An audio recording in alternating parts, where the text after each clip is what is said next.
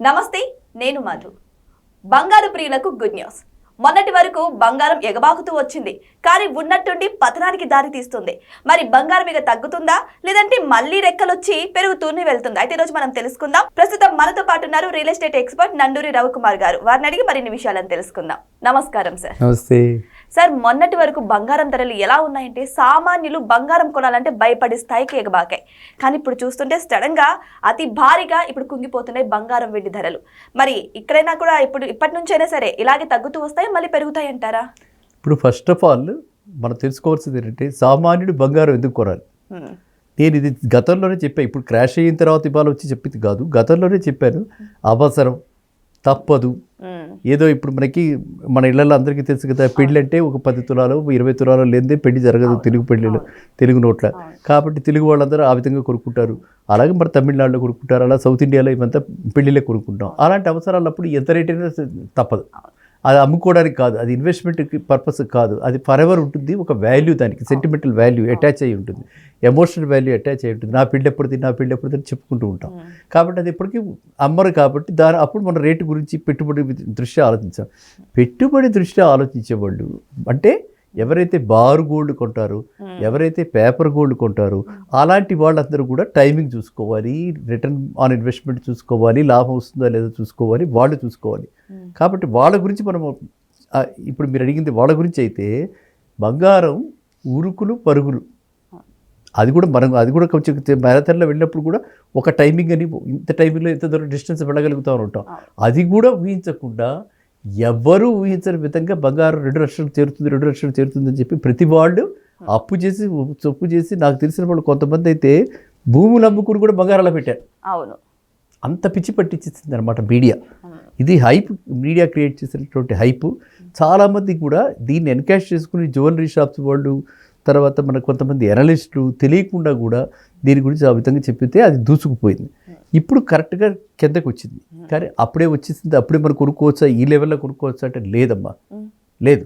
నా ఉద్దేశంలో 24 carat gold 1,20,000 ఖచ్చితంగా టచ్ అవుతుంది. అంటే అప్పుడు మనకు 22 క్యారెట్ అంటే మీరు పెట్టుకుంటే ఆర్నమెంటల్ గోల్డ్ ఉంటాయి కదా, అది దానికంటే ఇంకొక 10% తక్కువ ఉంటే 1,05,000 1,10,000 బిలో ఖచ్చితంగా వస్తుంది. అప్పుడు మనం కొనుక్కుంటే బంగారం అన్నది ఏంటంటే లాంగ్ టర్మ్. మరి ఇలా పరుగులు పెట్టింది ఇది ఫస్ట్ టైం మనం ఇలా చూసామన్నమాట. మా జనరేషన్ మొత్తంలో నేను ఫస్ట్ టైం ఈ విధంగా చూసింది. ఎప్పుడు ఇలా కాలేదు. ఇలా ఎందుకు అయ్యింది, ఎవరు ఈ బంగారానికి ఇలా హోల్డింగ్ చేశారు అంటే చాలా కారణాలు ఉన్నాయి. ఏ కారణాలు ఉన్నా అవన్నీ కూడా ఒక రిజర్వ్ బ్యాంక్ ఆఫ్ ఇండియా, ఒక రిపబ్లిక్ ఆఫ్ చైనా పీపుల్, లేకపోతే ఒక పెద్ద సింగపూర్ బ్యాంకు, లేకపోతే యుఎస్ బ్యాంక్స్, హైయెస్ట్ లెవెల్లో ఫెడరల్ బ్యాంక్స్, ఇవన్నీ చేసినటువంటి ఈ గేమ్ ఇది. ఈ గేమ్లో మనలాంటి వాళ్ళు, సామాన్య మానవుడు బలి కాకూడదు. కాబట్టి ఎవరైనా పెట్టుబడి దృష్ట్యా పెట్టదలుచుకుంటే మాత్రం ఇంకా వేచి ఆచి తూచి చూడాలి, అప్పుడే కొనుక్కోవాలి. వెండి సరైన సమయం కాదు. వెండి కూడా సార్, అసలు ఆ వెండి నార్మల్ పీపుల్స్ బంగారం కొనలేని వాళ్ళు వెండి కొనేవాళ్ళు. వెండి పట్టీలంట, వెండికి కూడా ప్రాముఖ్యత ఉంది. కానీ వెండి మాత్రం కేజీ 4 లక్షల వరకు వెళ్ళింది సార్.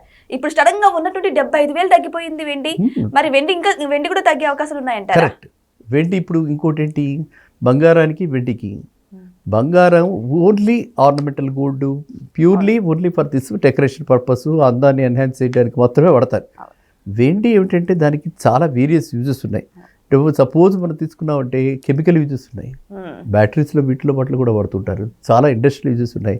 సో అందువల్ల వెండికి బంగారం కట్టి ఎక్కువ డిమాండ్ ఉండి, అండ్ ఇంకో పక్కన ఏంటి, చైనా వాళ్ళు ఆ వెండి ఎక్కడికక్కడ దాచేశారు వాళ్ళు, అది రిలీజ్ కాని వల్ల. అందువల్ల సప్లై తక్కువైపోయింది. ఆ డెలిబరేట్గా చేసిన పని ఇది. ఇప్పుడు మనకి ఇది అనాలిసిస్ చేస్తే ఎందుకు ఇలా క్రాష్ అయిందని అనలైజ్ చేస్తే అన్ని మెటల్స్ క్రాష్ అయినాయి.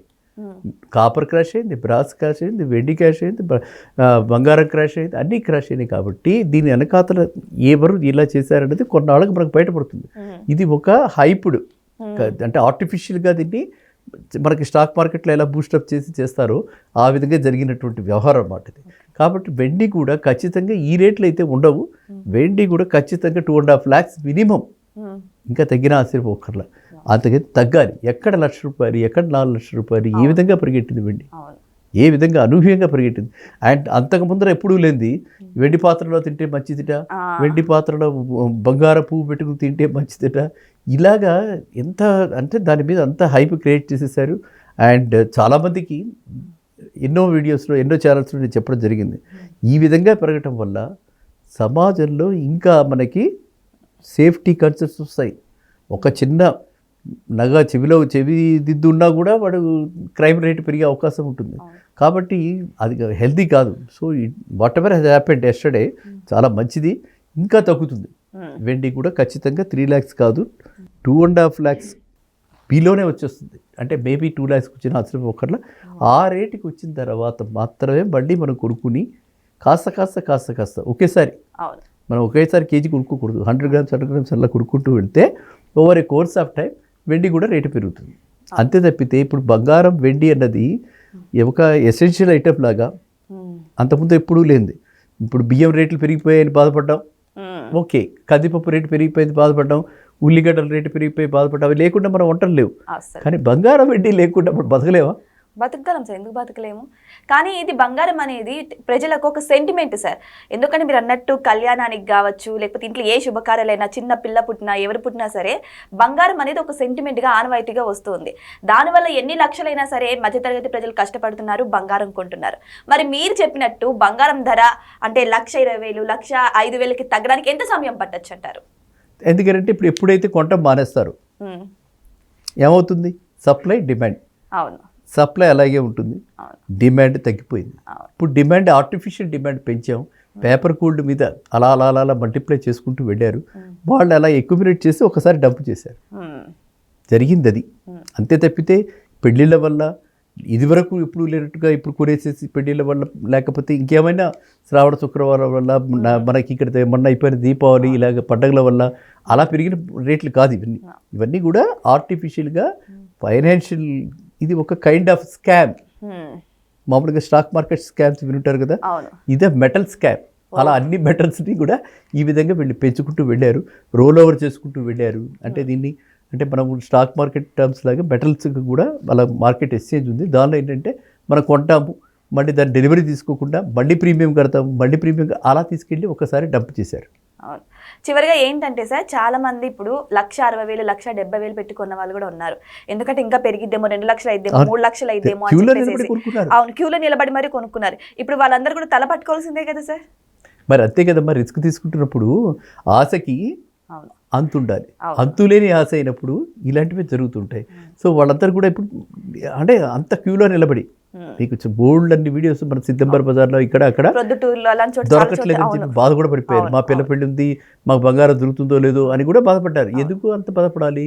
సెకండ్ మార్కెట్లో పోడంత బంగారం ఉంది మనకి ముడిసరికి కాకపోయినా సెకండ్ మార్కెట్లో మనకి ముడిసరికి అంటే ఏమిటి? బార్ గోల్డ్ కాకపోయినా సెకండ్ మార్కెట్లో చాలామంది ఎంతోమంది దగ్గర మన తనఖాలు పెట్టి అవన్నీ చేస్తుంటారు కదా, అవి కొనుక్కోవచ్చు కదా.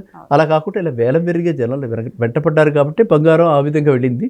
ఇప్పుడు ఖచ్చితంగా రియలిస్టిక్ వాల్యూస్కి వచ్చి మీరు అన్నట్టుగా మరి వాళ్ళు నష్టపోతారంటే ఇంకో 10 ఏళ్ళు ఇంకో 5 ఏళ్ళు ఆగితే పండి వస్తుంది డబ్బు. బంగారం ఎప్పటికీ కూడా జీరో అయిపోదు కదా, ఎప్పటికీ కూడా అలా పడిపోతూ ఉంటుంది కదా, మళ్ళీ పెరుగుతుంది. కానీ వాళ్ళు ఎక్కడ వెయిటింగ్ టైము పెరుగుతుంది.